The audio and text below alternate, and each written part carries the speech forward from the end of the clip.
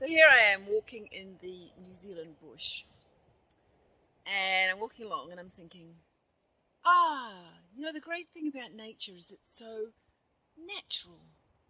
And I go, oh God, where does that thought come from? Guess who? My teacher, Sylvia Rinpoche. That's the thing.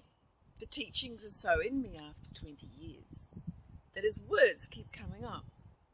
Now, it's lucky that there's no harm in a thought like that. But it just made me realize that every time something comes up like that, we're telling ourselves these things. Now, something like the great thing about nature is that it's natural is great because, it helps you to look around and just be natural, be machupa, be uncontrived, whatever. But if something else came to mind, like, oh my God, I've broken Samaya, I'm going to go to hell. That is not such a great memory to have.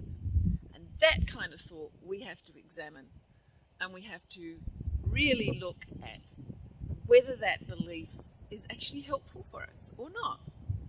Because these thoughts, such thoughts, come from beliefs. And of course we believe it's true. We wouldn't have stuck around for 20 years if we hadn't believed that what our teacher said was true. And there is truth in it, undoubtedly.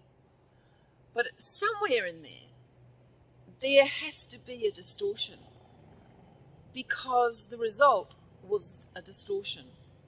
The result of how he taught was an abusive community, was a community where abuse was allowed to flourish and continue.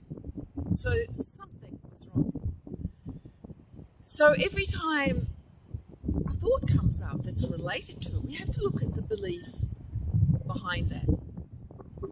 It's not easy, especially if we're not sure that we know the teachings well enough, to work out where the distortion came. So we have to trust ourselves and our own sense of what is true.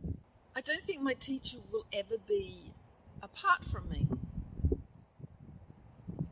because I knew his teaching so well that while he was talking, I could basically, in my mind, I could say what he was saying word for word. I knew what he was going to say. I knew exactly how he was going to say it.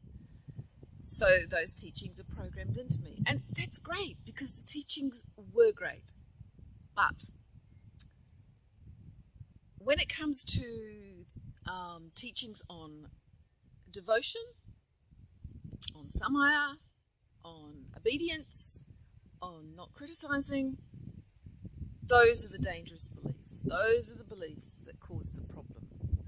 Those are the ones we have to watch out for, because you can leave a physical situation, you can leave a group, but you can take, and you probably will take, the beliefs that you subscribe to with you. And for your own psychological health, you're going to have to let some of those beliefs go, or at least suspend your belief in those beliefs enough to go, well, there was something not quite right there. And maybe you'll find another teacher who will clarify things for you, another teacher who can overlay a more precise understanding of the teachings, a clearer understanding of the teachings, over the top, or replace the beliefs that we had from Sogyal. So that's the challenge. And I'm not actually sure what this river is, but it's kind of gorgeous. And yeah, anyway, that was just a little thought while I'm walking.